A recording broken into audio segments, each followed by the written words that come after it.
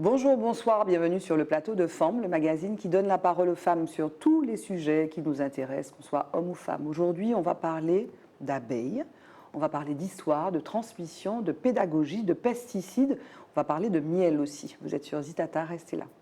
Femme. Femme. Femme. Femme. Femme. Femme. Femme. Femme. Femme. Femme. Femme.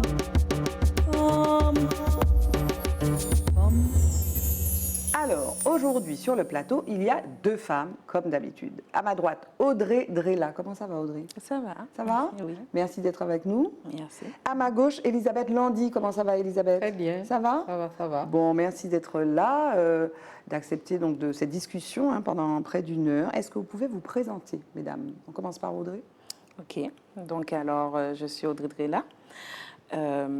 J'ai 36 ans. Je suis apicultrice depuis à peu près 3 ans sur la commune de Sainte-Marie.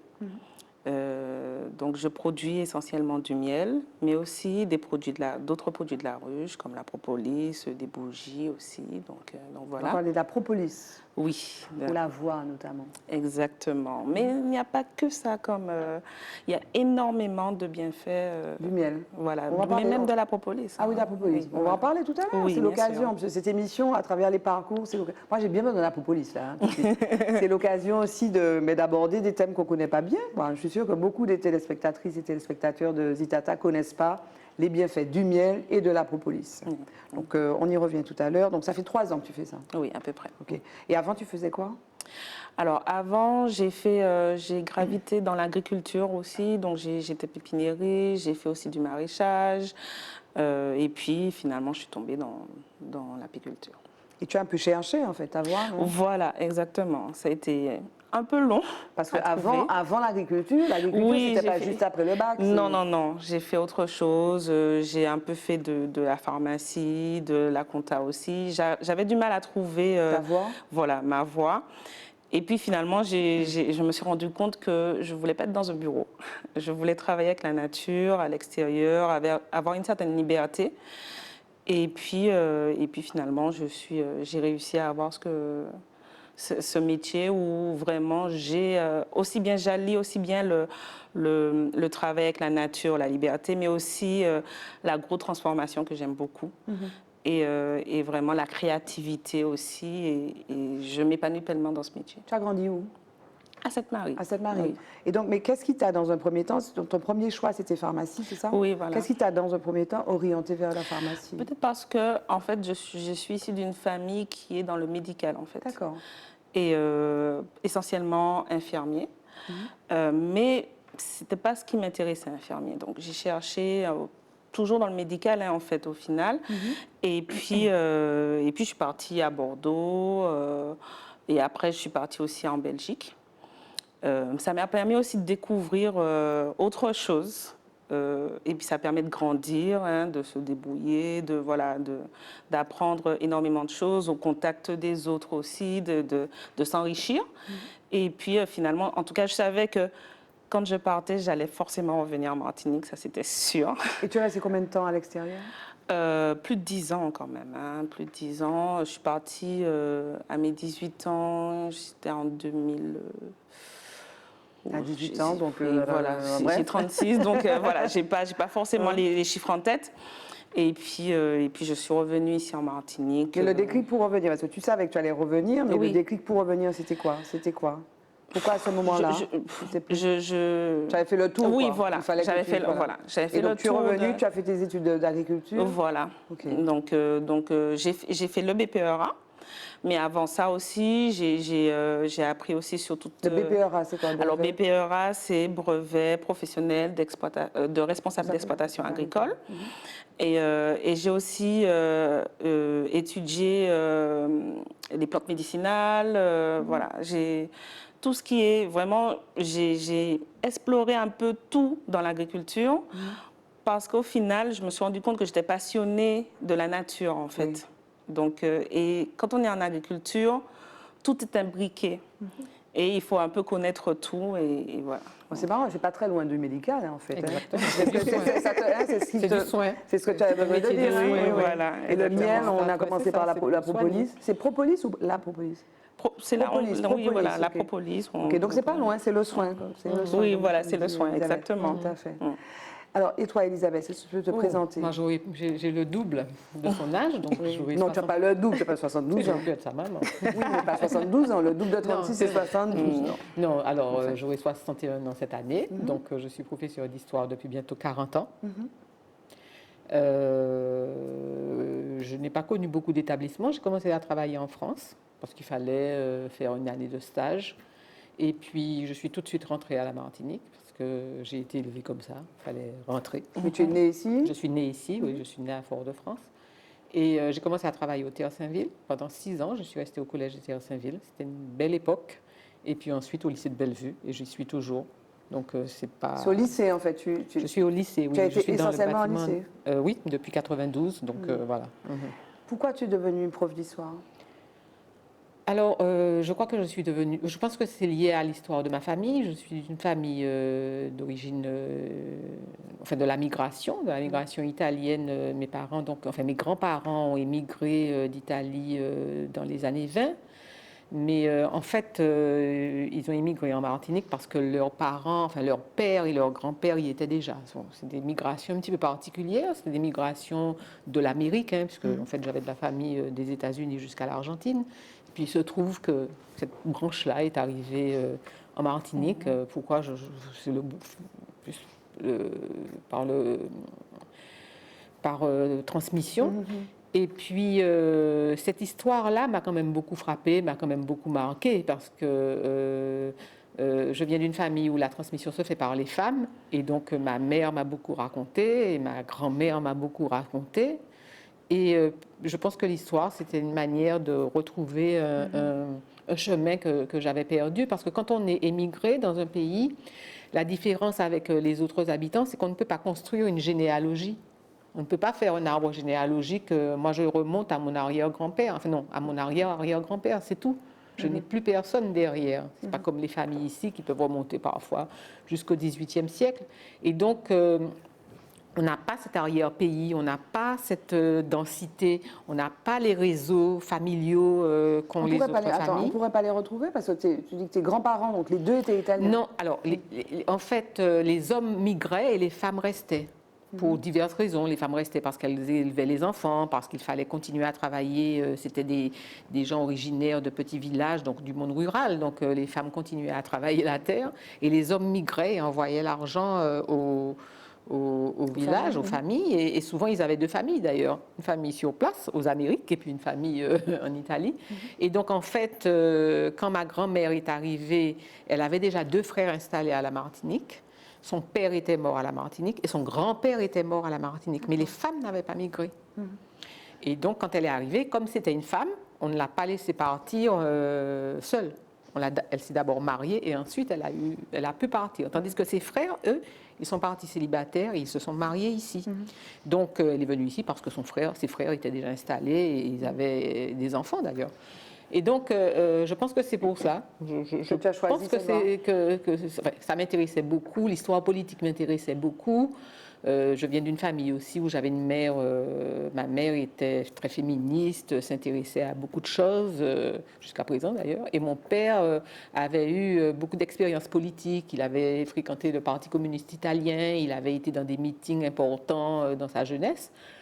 Et c'est lui aussi qui m'a transmis ça, puisqu'on allait écouter les meetings à Fort-de-France, on allait écouter les meetings d'Aimé Césaire. Donc j'ai baigné dans cette atmosphère. Et l'histoire, ça me permettait de me retrouver. Je pense que c'est ça. Alors tu as aussi été impliquée en politique, mais tu n'as plus de... Alors j'ai eu une expérience politique pendant 12 ans. Voilà, 12 ans. Et puis donc j'ai décidé de passer la main. C'est une expérience qui n'est pas non plus le fait du hasard. Hein. J'ai été élevée autour de la chose publique, de l'intéressement à la chose publique depuis mon adolescence. Hein. C'était quelque chose de très important. Et donc, bon, ça allait de soi, hein, ça allait de soi. J'étais dans un syndicat, j'étais dans des associations, ben voilà quoi. Et aujourd'hui, tu es membre de conseil d'administration de Holy la Caraïbe, qui est une association en fait de professeurs d'histoire et de géographie. Oui, c'est la 3e association de professeurs d'histoire et de géographie. Il y a eu une première association quand moi j'étais étudiante. Ensuite, on a fondé une autre association qui s'appelait Égine, dont j'ai été la présidente pendant 10 ans. Et aujourd'hui, la jeune génération prend le relais. Donc, a fondé une nouvelle association avec un nouveau visuel, un nouveau packaging, etc. Et puis des objectifs qui sont liés à la problématique d'aujourd'hui. Et oui, je suis donc, je fais partie de cette association, voilà, du du conseil conseil d'administration. d'administration. On a reçu Elsa Juston d'ailleurs, Oui, qui tout est à fait. présidente. Moi, j'avais regardé. On va continuer à parler de vous, mesdames, de l'apiculture et des abeilles et d'histoire de transmission d'enseignement, mais on s'arrête dans la rubrique Focus maintenant.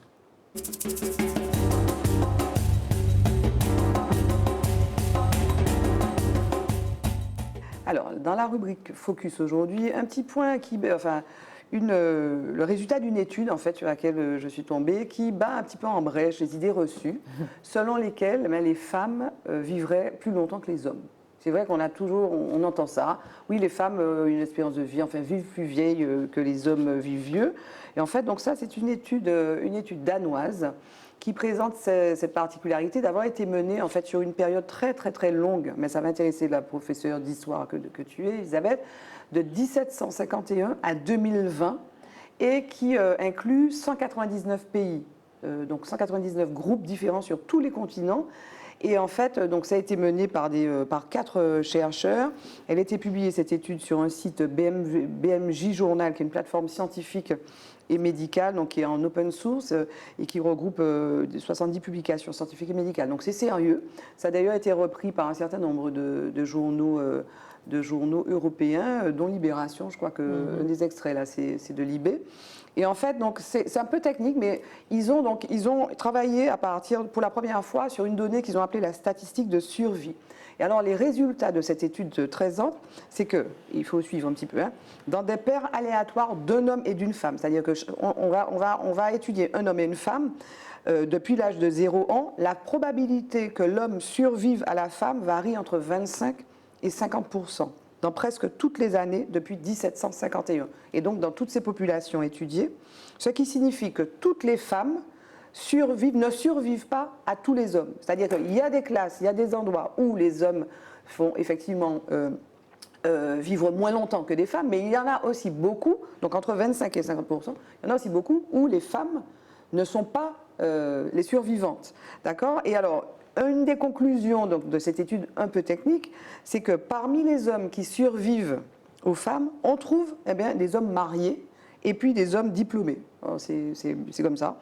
Et puis l'étude montre également que dans les couples, les 2 membres du couple influencent la santé de l'un et de l'autre, mais que cette influence est à l'avantage de l'homme. Voilà. Donc en fait, quand on dit les femmes vivent plus vieilles que les hommes, c'est faux. Globalement, c'est ce qu'il faut retenir de cette étude, parce que bon, c'est vrai que c'est très généralisant et que manifestement la vérité est dans la nuance. Qu'est-ce que ça t'inspire, Audrey ? Enfin, ça ne change pas la face du monde, mais si quand même. Qu'est-ce que ça peut t'inspirer ? Qu'est-ce que ça m'inspire ? Bon, de toute façon, je pense qu'aussi, pour vivre plus longtemps, tout passe aussi par l'alimentation. Donc, tu as bien nous fait revenir aux abeilles, au miel et à l'agriculture. On passe dans l'alimentation, par l'alimentation, et forcément, si on a une alimentation qui est moins saine, moins riche en fruits et légumes, on va vivre moins longtemps. Maintenant, c'est vrai que alors, on aurait peut-être tendance à croire que on généralise parce que les hommes font des travaux plus physiques que les femmes. Ils prennent plus de risques aussi parfois, aussi, voilà. En volant, etc. Ils fument peut-être plus, voilà, etc. Voilà. C'est vrai que la femme est plus prudente, en général, est plus prudente.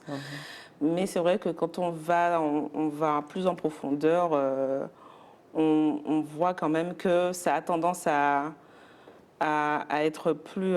c'est plus complexe puisque finalement, on retrouve quand même pas mal de femmes qui font des travaux physiques, qui prennent aussi des risques, de plus en plus maintenant, plus plus la nouvelle génération a tendance à Oui. vraiment, ça a tendance à s'équilibrer. Et puis il y a un autre facteur avant de te donner la parole.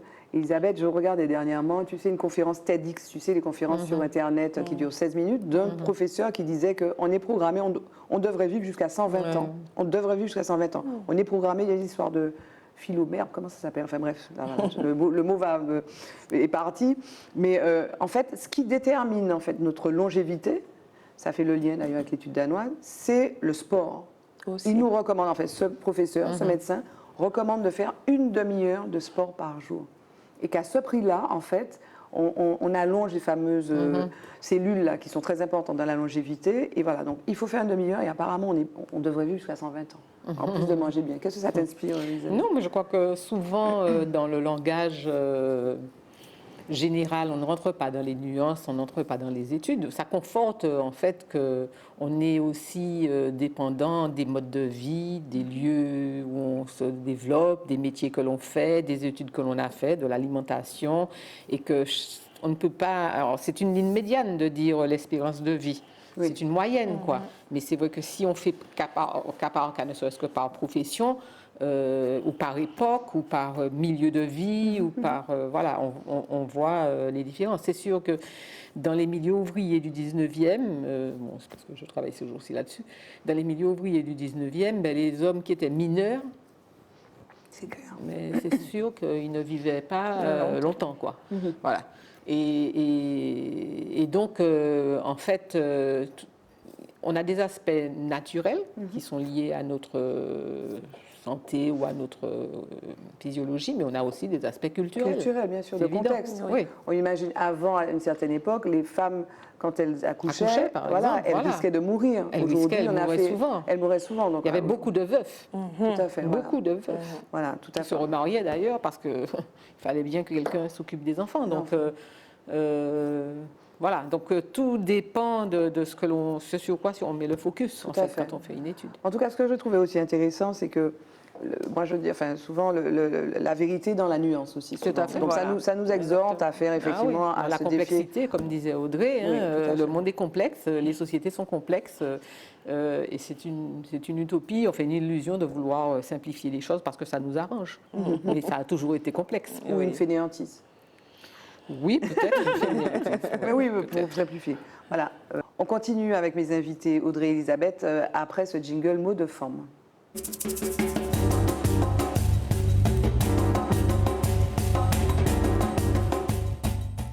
Alors, Audrey, on a fait le lien donc, avec toi. C'est vrai que tu as trouvé le moyen de remettre l'agriculture au cœur de la question de la longévité. Et c'est vrai. Donc, toi, tu nous as dit que tu travaillais donc, en apiculture depuis 3 ans. Est-ce que c'était facile pour toi, donc une fois que tu as décidé que c'était ce que tu voulais faire, de t'installer? Comment on s'installe? On entend beaucoup dire qu'il y a des problèmes de foncier, qu'il y a des problèmes de financement. Donc là, tu étais formée, toi. Comment ça s'est passé? Oui, alors je connais très bien les problématiques puisque je suis trésorière des jeunes agriculteurs. Et donc, on aide justement les jeunes à s'installer, notamment avec les aides européennes. Et c'est vrai que ça prend énormément de temps, ne serait-ce que déjà pour trouver le foncier, parce qu'on a des grosses problématiques foncières ici en Martinique, dues à pas mal de choses, hein, dues aux problèmes de transmission. Voilà, de transmission, Mais quand on dit même ça, de succession. Arrêtons-nous juste 2 secondes Oui. sur ça. Parce que toi, tu baignes dedans, nous, on ne baigne pas dedans. Hein, donc, Elisabeth, on dit, parce qu'on entend, oui, tu sais, à la radio, à la télé, oui, il y a des problèmes de foncier. Oui. On entend ça. C'est-à-dire, alors, quand on dit on entend, il y a des problèmes de foncier, je crois que savoir qu'il y a 23 000 hectares de surface agricole utile. Oui. Il y a des terres en friche, Voilà. il y a des terres, il y a des terres en friche, des terres qui ne sont pas utilisées. C'est quoi le problème du foncier? Et puis, alors, juste, il y a des gens qui sont installés, des personnes de certain âge qui sont installées. Donc, qu'est-ce que ça recouvre, le problème du foncier? Alors, il y a plusieurs problématiques. Donc, on parle déjà des personnes qui sont déjà installées et qui vont partir en retraite.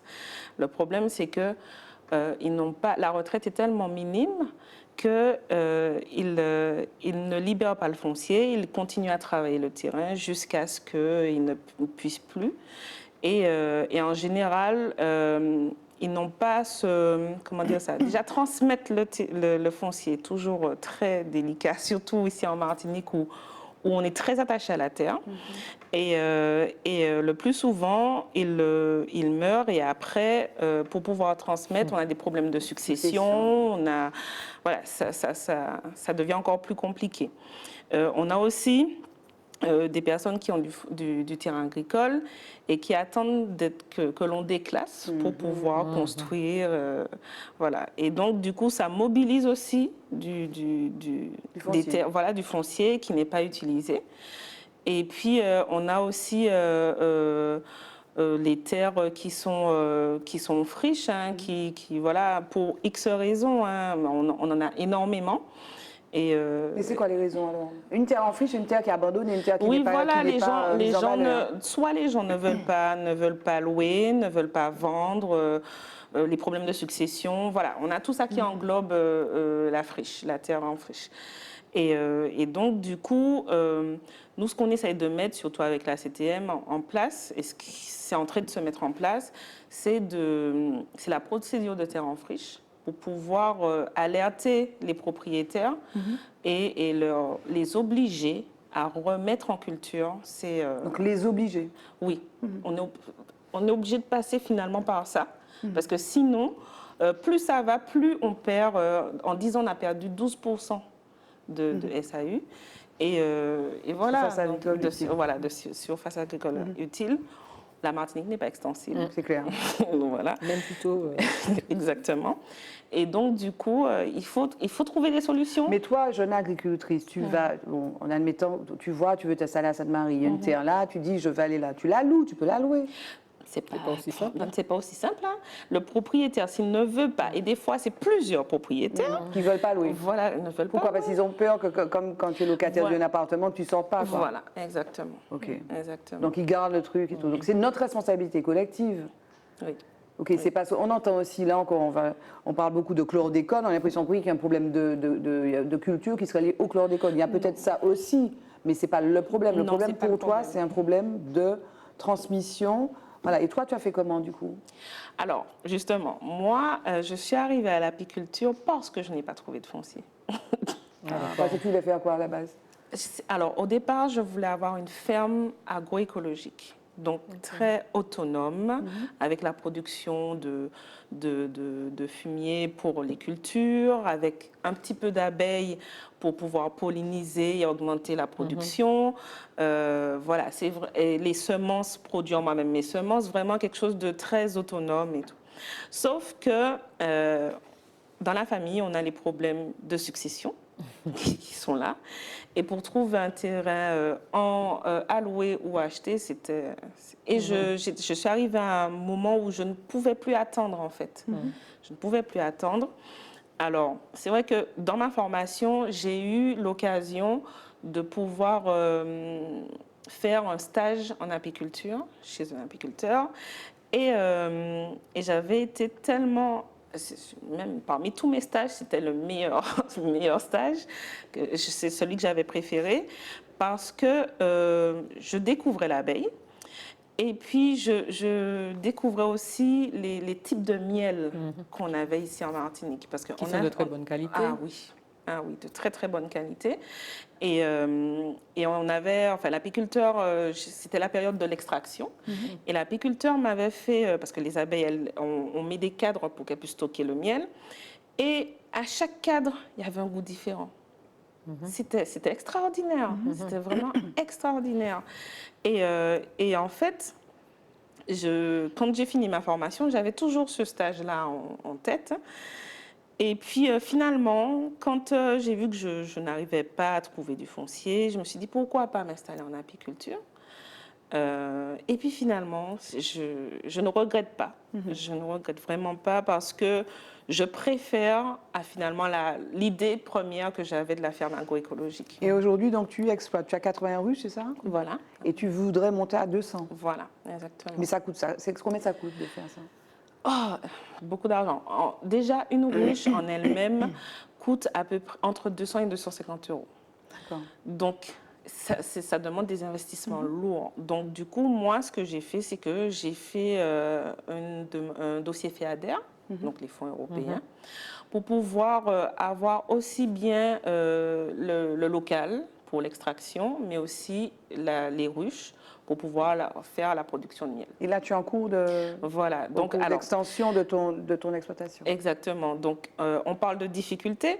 Il faut savoir que j'ai déposé mon dossier en novembre 2020. Novembre 2000. À qui tu as déposé ton dossier? Alors, c'est à la CTM. Aux fonds Il y a plusieurs européens? acteurs. Voilà, il y a plusieurs, la DAF et la CTM. Et c'est il n'y a pas si longtemps que j'ai signé la convention et que je vais pouvoir continuer mes investissements. Et pourquoi ça a pris tout ça de temps? Parce qu'il y a des lourdeurs administratives. Mais pourquoi il y a des lourdeurs administratives? Disons que ça doit passer dans différentes commissions. D'accord. Et à chaque commission, ça prend du temps. Sauf que toi, tu ne peux pas attendre tant ça, quoi. Donc, mais pendant ce temps-là, tu gagnes quoi? Comment tu vis? Pendant ce temps-là, alors moi, ce que je faisais, c'est que avec le peu que je produisais, en fait, tout ce que l'entreprise faisait comme bénéfice, je réinvestissais. Donc voilà, donc j'ai déjà une certaine quantité, mais maintenant qu'il y a les fonds européens, et puis voilà, donc je vais pouvoir atteindre plus rapidement l'objectif. Et tu es seule ou bien Oui, je suis seule. Pour l'instant, tu es seule? Oui, voilà. Et à terme, tu envisages d'employer du monde? Oui, je vais voir, en fonction des revenus, voilà, de la santé financière de l'entreprise. Ben, on va continuer, hein, parce qu'on n'a pas tout dit des vertus de la propolis, je n'oublie pas. Elisabeth. Mais avant, oui, vas-y. vas-y. Dans une autre vie, j'ai été présidente d'un centre agronomique, enfin, de recherche appliquée, le PARM, vous ne pouvez pas le citer. Et d'ailleurs, le président actuel de la Chambre d'agriculture était mon vice-président. Et il y a une étude qui a été faite sur les miels. Oui, justement. Et qui montre la qualité exceptionnelle des miels qu'empêche, enfin, et notamment, je crois, du miel du prêcheur. Enfin, oui, là, c'est le Saint-Sacrement. Voilà, le miel Saint-Sacrement. Voilà, il y a des choses extraordinaires. Et en fait, est-ce qu'on est arrivé, parce que ça fait un moment que je n'y suis plus, est-ce qu'on est arrivé à une certification des miels? Parce que pour le problème, non seulement elle a des difficultés pour s'installer et pour produire, mais après, nous sommes concurrencés par des miels de mauvaise, pas obligatoirement d'aussi bonne qualité, mais nettement moins chers. Nous ne savons même pas si c'est du vrai miel, des fois. On ne sait même pas la composition du miel. C'est du miel en vrac qui vient de partout. Et l'intérêt, ce serait de certifier, enfin d'avoir un label, quoi. Un label qui garantisse à la fois la provenance et la qualité des miels produits. Est-ce qu'on a ce label? Oui. Alors non, pas encore. Parce que justement... Mais ça aussi, ça prend du temps. Voilà, ça prend du temps parce que c'est très complexe aussi. Un peu comme l'AOC. Qui devrait donner, qui devrait donner ce label? Il y a plusieurs acteurs. C'est vraiment après avoir vraiment fait la caractérisation des miels qu'on pourra avoir un label. Mais le PARM l'avait fait, la caractérisation. Alors justement, on vient d'avoir les résultats il n'y a pas si longtemps, ça fait quelques mois, 1 ou 2 mois. Alors, on n'arrive pas encore à caractériser, parce qu'en fait, on caractérise le miel sur le pollen. Et ici, on a tellement de pollen différents.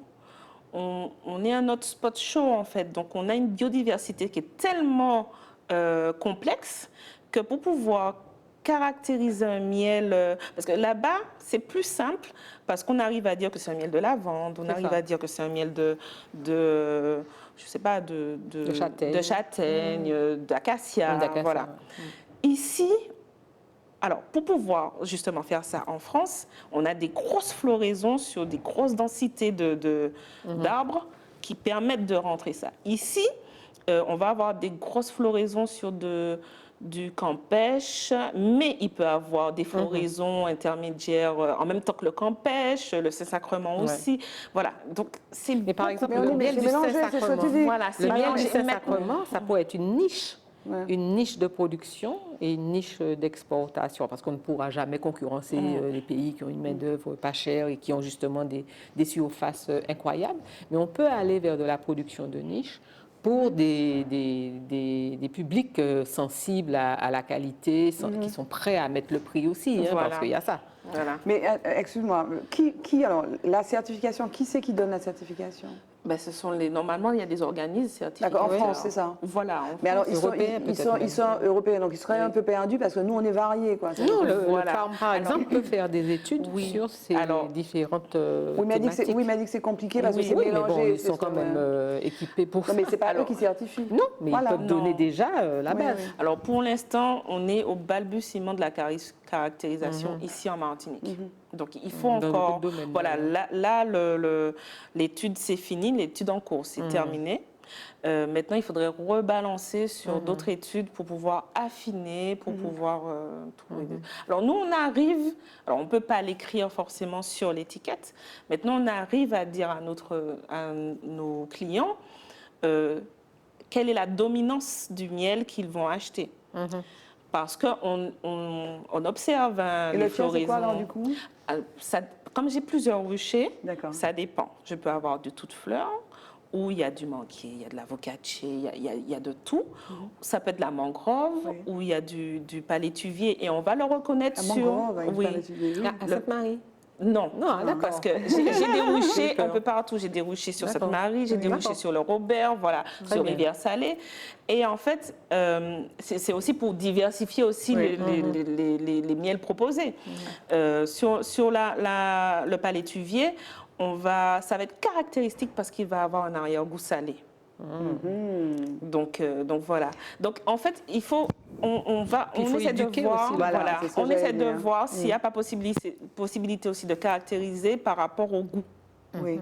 Mais il faut que tu fasses des ateliers de dégustation, comme on fait pour le vin ou le rhum. Hein, en fait. Oui.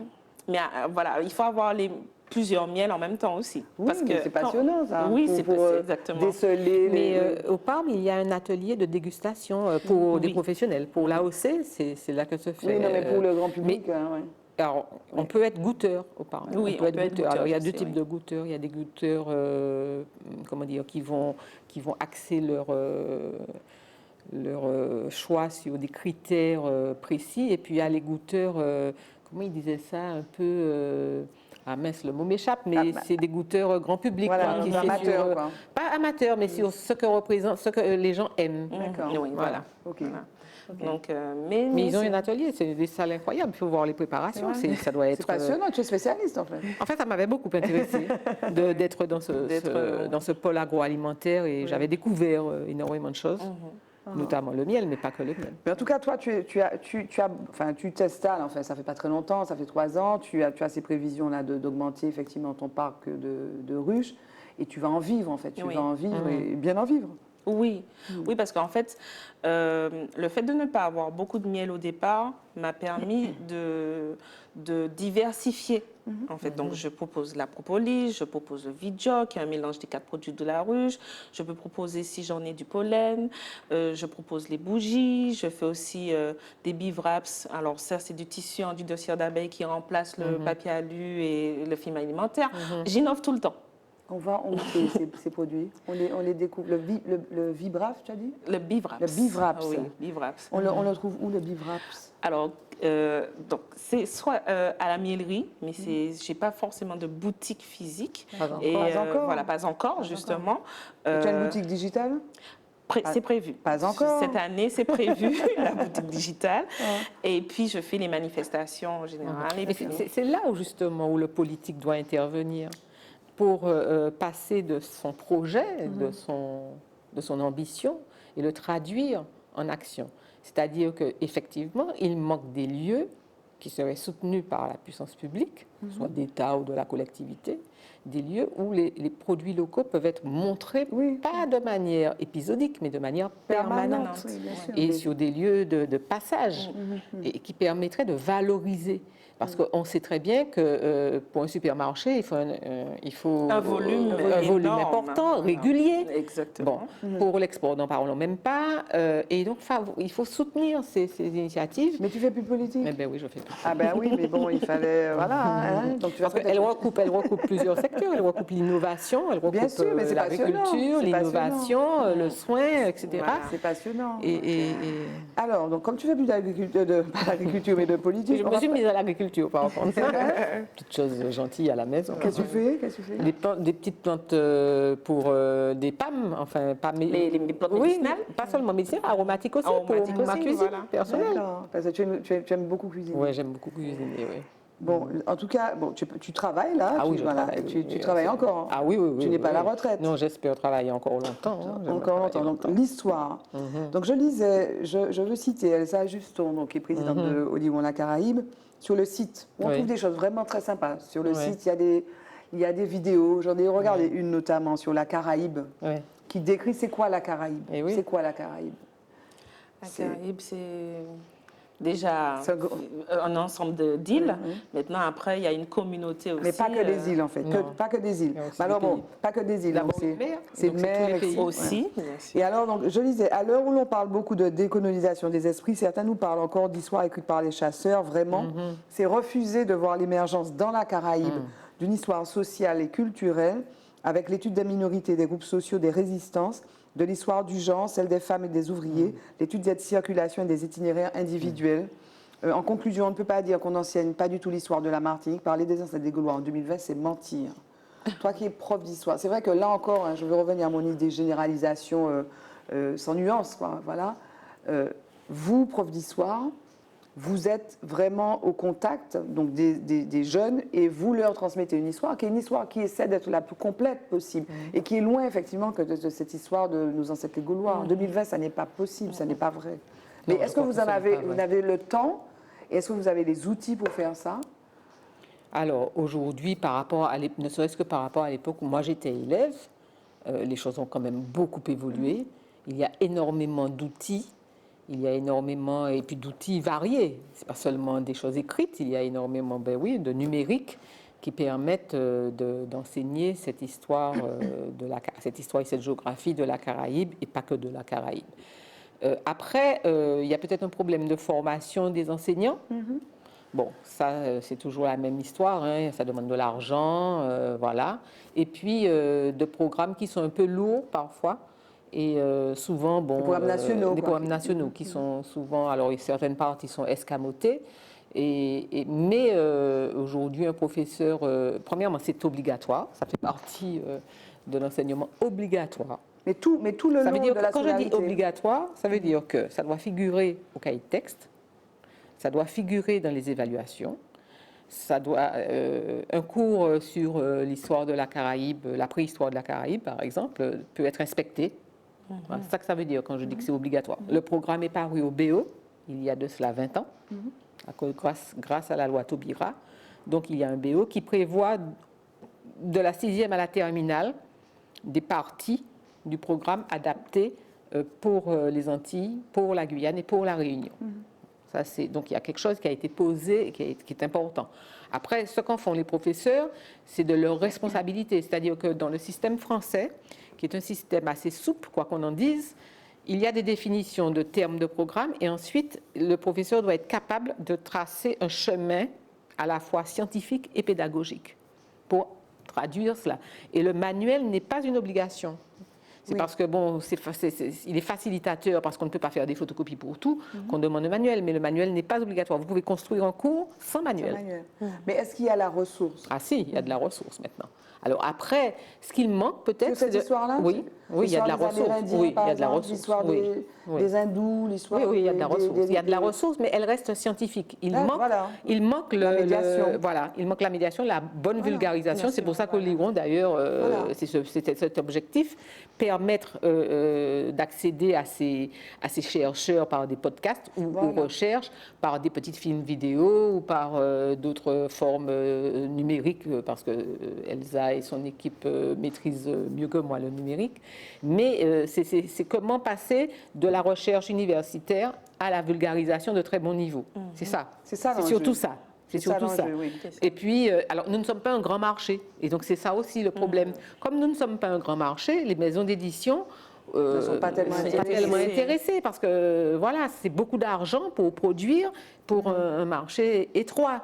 Donc on va nous demander, faites une vulgarisation pour Guadeloupe, Martinique, Guyane, Réunion. Donc voilà, ça devient... Mais déjà ça c'est déjà pas mal, mais les manuels existent. Les manuels existent. Les manuels oui, les manuels existent. Qui vulgarisent l'histoire? Oui, d'accord. Oui, avec ces ils ont existé. Ils ont existé, je pense qu'ils existent toujours.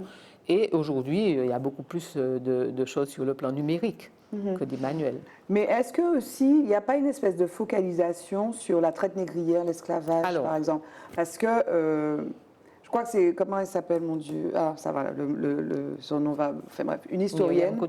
Non, une historienne qui est venue ici. Elle travaille sur les époques plus récentes.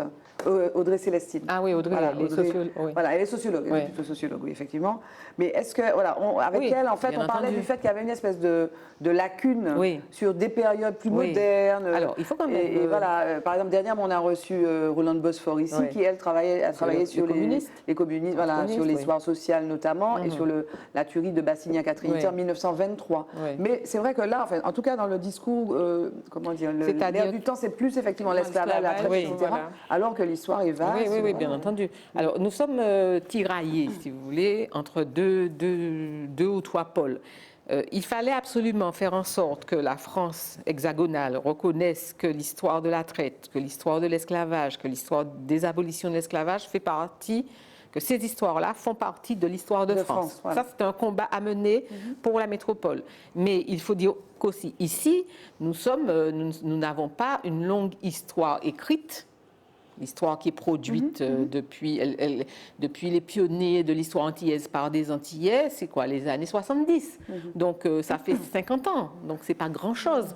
Donc il faut aussi donner le temps de produire des thèses. Donc il faut qu'il y ait... notamment Non, c'est d'abord Léo Elisabeth, c'est Jacques-Adélaïde Merland, ce sont des gens comme ça d'abord. C'est Armand Nicolas a préféré faire une carrière dans le secondaire, c'est dommage, à la limite il avait fait une carrière, et puis de la politique. S'il avait fait une carrière à l'université, il aurait... Parce qu'il y a un circuit aussi. On ne peut pas enseigner n'importe quoi. Il faut que nous enseignions des choses qui font consensus. De la même manière qu'il y a un consensus scientifique, en histoire, il faut qu'il y ait un consensus. On ne peut pas il faut qu'on soit attentif à ça, puisqu'on doit à la fois développer la connaissance, développer l'esprit critique, mais développer aussi les critères qui mènent à cette connaissance-là. Donc, on n'a pas de thèse sur tout. Oui. C'est une évidence. On n'a pas de thèse sur tout parce qu'il n'y a pas suffisamment d'étudiants, parce qu'il n'y a pas suffisamment d'étudiants à l'Université des Antilles, parce qu'il faudrait une politique qui soutienne le développement de thèses, qui valorise et qui donne aux étudiants la possibilité pendant 3, 4 ans, 5 ans maximum, d'être tranquille, de ne pas se dire, mon Dieu, mais comment je vais faire pour vivre, et de mener une recherche, de payer des voyages pour aller dans telle archive, etc., etc. Donc nous sommes quand même relativement au début. Ceci étant, nous avons bien progressé, mais il manque ce maillon de la vulgarisation, parce qu'un professeur qui doit enseigner de l'Antiquité à nos jours, c'est beaucoup de boulot quand même. S'il a une seconde, une première, une terminale, c'est ça. C'est un grosso modo de l'Antiquité à nos jours. Donc il n'a pas le temps d'aller chercher la thèse, de lire la thèse pour un cours de 2 heures. Mais c'est pas possible. Où intervient donc Oливon-la-Caraïbe. C'est ça. Donc on essaye, on a 2 ans d'existence, on essaye de donner avec des petites capsules vidéo l'essentiel, et on fait aussi beaucoup de podcasts avec des jeunes chercheurs et qui pendant une demi-heure parlent de leurs travaux. Tu connais un peu cette association? Non, je ne connaissais pas du tout. Et toi, alors, toi qui as 36 ans, est-ce que tu as l'impression de bien connaître ton histoire? Alors justement, comme elle parlait de l'enseignement, j'essaie de faire un retour en arrière de ce qu'on m'avait enseigné lorsque j'étais au collège-lycée. Et c'est vrai qu'il manquait ça. Il manquait... Quoi ça? De connaître vraiment notre histoire. C'est vrai qu'on était plus focalisé. Alors moi, je vois que je me souviens, par exemple, de la période de la guerre mondiale, des choses comme ça. Mais c'est vrai que avoir plus de connaissances depuis les Amérindiens, tout ce qui fait qu'on est là aujourd'hui, ça aurait été. Ceci dit, moi, je suis un peu plus âgée que toi. Mais j'ai souvenir, moi, qu'on m'avait appris la cassave, par exemple. Les Amérindiens, la cassave. D'ailleurs, on avait un manuel où on voyait les Amérindiens près du carbet, et puis, je ne sais pas, le four. Donc, on a appris ça. Oui. On a appris ça. Des fois, on oublie aussi ce Oui, qu'on on oublie, apprend parce ouais. qu'on n'est pas, on n'est pas dans une posture, on n'a pas un intérêt. Donc, Oui, voilà, on c'est ça, apprend, exactement. Et puis c'est peut-être qu'aujourd'hui, on juge. Oui, vas-y, pardon. Mais c'est vrai qu'après, j'ai conforté un peu quand même mon apprentissage, comme tu parles de cassave, Oui. parce que j'aime bien tout ce qui est local, Oui. tout ce qui est produit localement. Donc, c'est vrai Tu as cherché. voilà, j'ai cherché et puis on a gardé quand même des choses Oui. de cette nos période-là, ancêtres, oui. voilà. Et Surtout à Sainte-Marie. Surtout dans le exactement, nord surtout à atlantique. Sainte-Marie. C'est le Aussi bien bien le Bel Air Ouais, que oui, voilà que tout ce qui est très folklorique. Et du coup, c'est vrai que je suis d'une famille aussi ben, mon père a toujours aimé faire tout ce qui est battre-caco, tout ce qui est Local, en fait, très traditionnel. voilà, très traditionnel. Et du coup, c'est presque, alors c'est pas quelque chose que j'ai appris, mais c'est quelque chose que j'ai en moi. Et voilà. Mais il y a deux choses, si tu permets, que je voudrais dire, c'est que quand on dit enseigner notre histoire, il faudrait déjà qu'on sache qu'est-ce que ça veut dire C'est notre ça. histoire, jusqu'où on s'arrête et où ça commence. Et puis la deuxième chose, c'est il n'y a pas que l'école qui apprend. Bien sûr. On peut apprendre à Exactement, travers la bien sûr. famille, on peut apprendre à travers des pratiques culturelles, on peut apprendre par justement la transmission de ces traditions orales ou de savoir-faire. Et donc l'école, c'est une des parties. Alors, notre histoire, est-ce que nous devons sortir du lycée, par exemple, en connaissant la grève de Bassignac, ou est-ce que l'on doit connaître l'histoire du mouvement ouvrier dans une société post-coloniale? Ça change complètement les choses. On ne peut pas tout faire. C'est ça. Est-ce qu'il faut qu'on fasse de la micro-histoire Non. pour connaître notre histoire, ou est-ce qu'il faut C'est ça, ouais. que le professeur ou les professeurs donnent les moyens de penser une histoire dans un contexte particulier, Oui. et qu'après, je vais m'intéresser à la grève de Bassignac, j'ai les éléments Oui. Voilà. qui Pour me permettent de pouvoir- comprendre les mécanismes qui ont été à l'œuvre et le contexte de cette époque-là. Parce que si on ne fait que de la micro-histoire, ouais. on ne comprend pas la Caraïbe, on ne comprend pas Le la monde. relation avec, bien avec sûr. l'Amérique, on ne voilà. comprend pas la relation avec l'Afrique, on ne comprend pas la relation avec l'Europe et on ne comprend pas la relation avec le monde. Donc, je suis toujours un peu gênée de cette obsession de notre histoire. Oui. Comme tu le disais, on dit beaucoup de choses comme ça de manière générale. Oui. Les femmes vivent plus longtemps, ou je ne sais pas trop quoi. Non, il faut qu'on connaisse notre histoire, mais où est-ce qu'elle s'arrête? Comme si, en fait, aujourd'hui, vu effectivement tous les débats qu'il y a eu, notamment autour des statuts, au Liban, la Caraïbe, effectivement, Oui, tout à fait. il y a un petit peu de ça. En fait, il y a une espèce d'injonction d'être hyper spécialiste de ça, en réalité. Alors que finalement, tout le monde doit faire l'effort, en réalité, d'aller chercher, avec peut-être, effectivement... Mais il faut des clés de la compréhension. contrainte, des clés Voilà. de compréhension, des repères. Exact. Il faut aller sur les bons sites, il faut aller, par exemple, sur les sites, par exemple, les thèses. Il y a un site qui est extraordinaire, c'est thèses.fr. Oui, tout à fait. Alors là, c'est pour le coup, ça peut être un peu aride, mais c'est Oui, toutes les c'est thèses. sûr. Et alors, quand tu descends, par exemple, tu descends Martinique, tu fais Martinique, le nombre de thèses Mais oui. qui ont été écrites dans tous les domaines, pas seulement histoire, Oui, sociaux, oui, etc., anthropo, etc., c'est énorme. Mais c'est vrai qu'il manque, comme tu dis, La et puis bon, vulgarisation. la vulgarisation, la Et médiation. puis la médiation. capacité face à cette information pléthorique Oui. de se retrouver. C'est clair. C'est ça. Et puis qu'est-ce qu'on cherche à comprendre? C'est clair. Est-ce que c'est seulement le peuple martiniquais? Est-ce qu'au lycée, on doit se parce que focaliser sur ça. Il y a aussi l'apprentissage en fonction de l'âge de Bien sûr. l'enfant. Bien sûr. Donc, effectivement, quand on est petit, on s'intéresse d'abord à son petit environnement, d'abord familial, amical, communal, etc.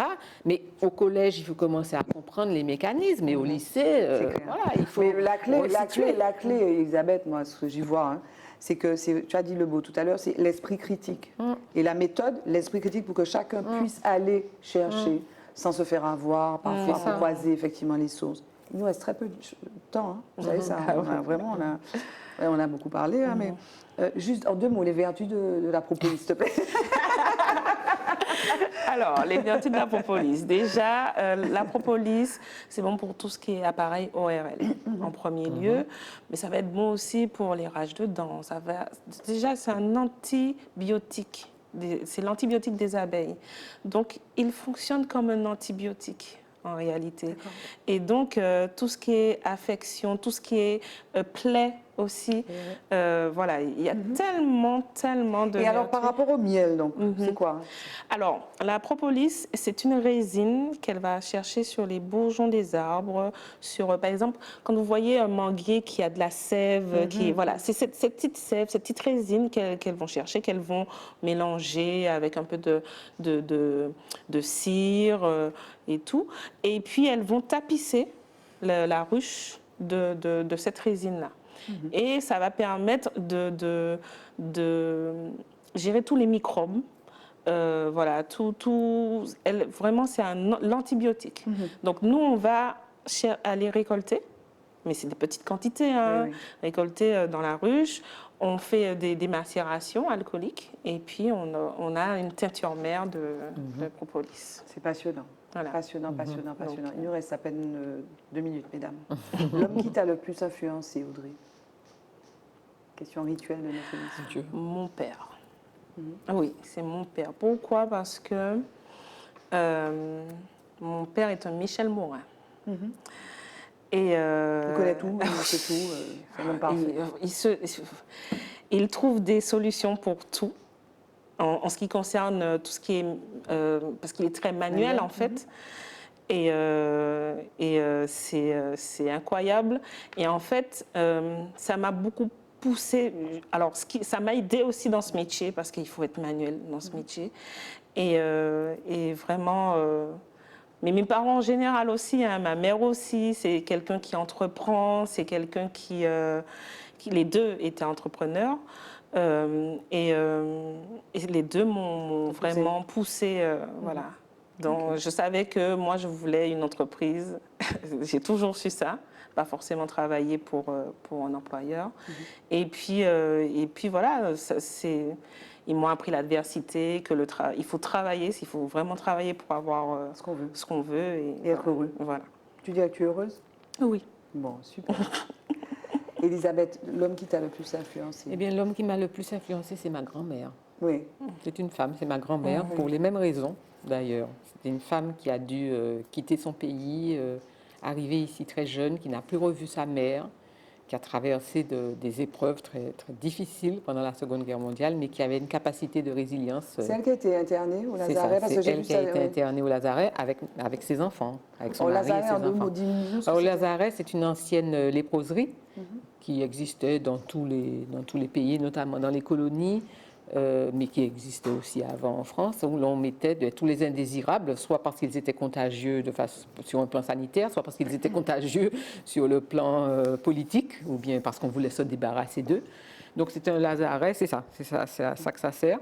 Et donc pendant la guerre, mes grands-parents n'étaient pas encore français, et donc ils ont été internés avec les enfants de 9 ans, de 11 ans, de 6 ans. Ils ont été internés pendant quelques mois à la Pointe-du-Bout. Donc ta grand-mère a été vraiment... Ma grand-mère a été, oui. Elle a été un modèle pour toi? Ah oui, elle a été un modèle justement de résilience et puis de persévérance et d'acharnement. Et la valeur première pour elle, c'était le travail aussi et le service des autres. Jingle, le mot de femme.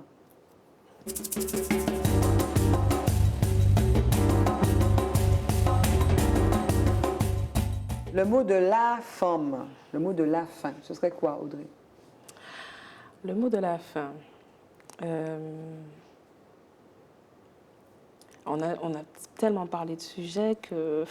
C'était dense, hein? Oui, c'était dense. On a parlé de miel, mais pas que, on a parlé de... Voilà, exactement, aussi de l'histoire, et ça aussi, c'est hyper intéressant. Je dirais que c'est vrai qu'on est influencé par beaucoup de choses, par notre histoire, par la famille, par nos parents. Mais je pense que quand on se fixe des objectifs, il faut pouvoir s'y tenir et ne pas se laisser influencer par les mauvaises ondes. Les personnes qui viennent toujours dire « Ah non, tu ne pourras pas faire ci, tu ne pourras pas faire ça », et rester vraiment focus. Et sur l'objectif. Voilà. Et être résilient aussi, parce que la vie n'est pas facile. Merci. Mais voilà. Si on veut te retrouver, acheter ton miel, on fait quoi? Alors, on me contacte. Audrey Drella. Voilà, Audrey Drella. Et le site, c'est bientôt? Oui, c'est bientôt. Alors, le D'ici numéro? Alors, le numéro Oui, de téléphone, c'est 06 96 53 46 12. Et, 53 46 12. Voilà. Ouais. J'ai aussi un Instagram. C'est Audrey Drella.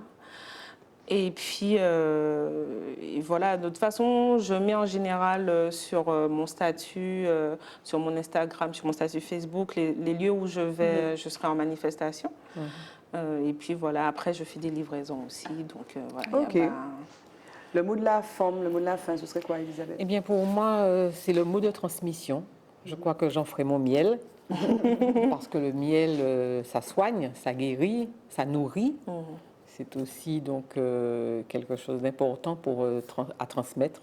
Et donc, je crois qu'on ne peut pas vivre, on ne peut pas se projeter dans l'avenir si on n'a pas un enracinement solide. Et c'est ça qui est important pour moi. Mais il ne faut pas non plus se statifier dans le passé. Il faut l'utiliser comme un tremplin, comme un levier pour avancer. Quoi qu'il arrive, il faut avancer et il faut regarder toujours plus haut pour nos enfants. C'est important de leur dire ça en ce moment parce que Tout à fait. l'époque est un peu difficile. C'est clair. c'est clair. Bon, on est encore pendant les vacances, mais bonne rentrée. Hein. Oui, Ça va arriver. oui, Et ça puis, arrive bientôt. Bonne continuation avec les abeilles. Merci. Ok. Merci de nous avoir suivis donc, dans cet épisode de Forme. Je vous retrouve tous les jours sur Zitata. Première diffusion de Forme le mardi à 20h. À bientôt. Au revoir. Merci. Femme. Femme. Femme.